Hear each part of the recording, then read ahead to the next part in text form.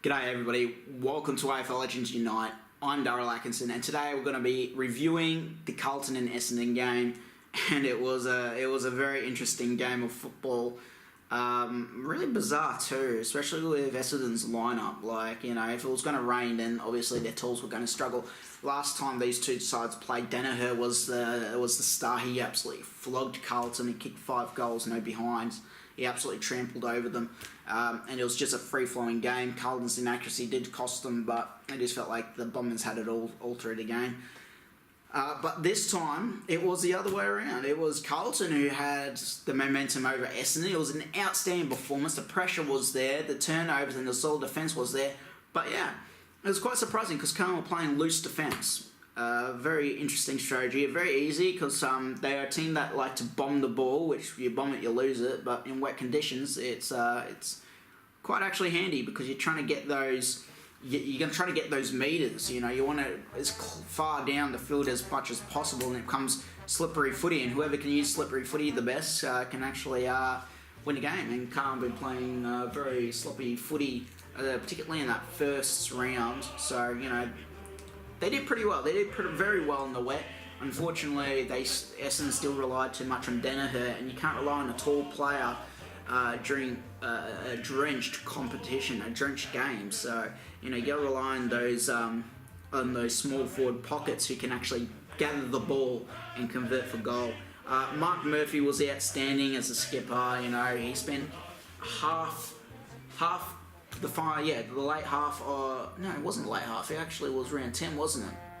So that's more than half the season last year out with injury, and so he's just come back and he's had a solid pre-season and he's hit back and he's just been outstanding. He kicked one of the goals of the year and he's just really on target. Sam Rowe is probably one of the best defenders in the AFL at the moment. He's been shutting down his opponent. He shut down Riewoldt in round 1. Round 2 he shut down Jesse Hogan, and he did the same with Danaher, which again probably wouldn't be that hard during wet weather footy.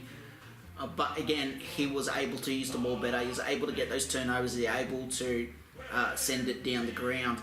Carlton, obviously, they're young kids in the forward line, so their accuracy was quite horrendous. The kids don't know how to play wet weather footy. In terms of when it came to scoring, they relied too much on the drop punt, and it was imminent what was going to happen. Carlton had 9 more scoring shots than the Bombers that absolutely trampled over them. It was a solid performance. It was a huge upset. I don't think anybody was really expecting it. Everybody was, I think most people were expecting Carlton not to even win a game this year with the list they had, which is roughly so. You got a list that's not suited to be able to win games, but he definitely shut down the critics. It was an outstanding performance by Carlton. Using the ball better. Looking at the disposals, Carlton had 2 more disposals. Disposal efficiency 62% to 59%. That's actually pretty good by both sides in wet weather footy. But the efficiency inside 50s was dominated by Essendon, 43 to 37.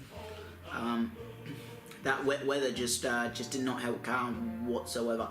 Contested possessions, Carlton won it by 4. Essendon won uncontested possessions by 1. Marks were dominated by Carlton in the wet weather. They got 26 more marks. Contestant marks 9 to 6 in favour of Carlton. Marks inside 50s were won by Essendon by 1. So Carlton need to polish up there and get some leads. Tackles were won by Carlton by 11. 11. Tackles in forward 50, Carlton, the pressure was there. They applied it, they forced it, they got those turnovers, they had 8 more. Intercept possessions were very high because of the wet weather, 93 to 89. No, both sides not too good there, not too good. Even in wet weather, that's pretty horrendous. Clearances, 46 to 37 in favour of the Blues. They were always good in clearance. When you got Cripps, Murphy, Gibbs right there to get the ball and just bomb it down the line, they were there. Hit-outs, 41 to 52 in favour of the Bombers. Centre clearances were 10 to 6. Stoppage clearances, 36 to 31 in favour of the Blues. Looking at the best players, it would probably be Mark Murphy. Would have to be best on ground. 2 goals, 32 disposals, but Gibbs had 35 possessions. He only kicked 2 behinds, which was a bit disappointing. Gibson disposal efficiency wasn't good. It was 46% in wet weather. Again, it was bombing football. In dry conditions, you bomb it, you lose it. So you need to clean up. You need to clean up there. You're playing. Who did they play? You play Gold Coast. That's going to be interesting at Etihad Stadium. So that's going to be interesting. But yes, 3 clearances, 5 stoppages, 6 inside 50s, 1 rebound for him. So not too bad there at all. Does it say? Oh, here we go. Interceptions 9, but he gave away 8 turnovers, which is not good at all. Contested possessions 20, uncontested possessions 12, so that's pretty good as well. As for Murphy, I'm actually more interested to see how he is. 63% disposal efficiency, that is a top-notch player right there. Contested possessions 9, but uncontested possessions 20, so he's out in the open. He had 5 intercepts, but gave away 4 balls, so not too good. Scoring involvements 7, kicked 2 goals. Scoring accuracy at 67%, because I presume he may have kicked it out in the fall or something. Marks 2, clearances 6, all stoppages, so that's interesting there, that's interesting. Tackles 10, inside 50s 1, inside 50s, tackles inside 50s 1, inside 50s 5, rebounds 1. So he's more, what was the percentage of his, 58% in the forward line, so, you know, not really a surprise when you have way more scoring shots. 42% in the defence, obviously. 9 contested possessions. So, you know, he's playing decent footy. He's playing fantastic footy, I should say. Fantastic football for a bloke that's missed so much football last year. He's back into it, and he was the #1 goal kicker for the game, kicking 2. Kono kicked 1 too. Fantasia, Gears, Pickett, and Silvani weren't too good, kicking 2 behinds in front of goal, so not too good there. But nevertheless, it was a good upset. It was a good win for the Carlton Football Club. It was. You know, they finally actually won a game, because last week they took on Melbourne and they had the opportunity to win it, and they didn't. They blew it. But you know, it was a win to cherish if you're a Carlton supporter. With current injuries, we had Weeder and he had a head injury. I believe just got bandaged up and head back out there. And White did his back, so not too good there. I'm not sure. He was actually pretty good, White. He was actually pretty good in defence. For a bloke that's not performed good football, it'd probably be his best game, to be honest. But for Essendon, a lot of questions is to be raised, probably by Westfold, because you know he had a very unusual lineup for wet weather football, and his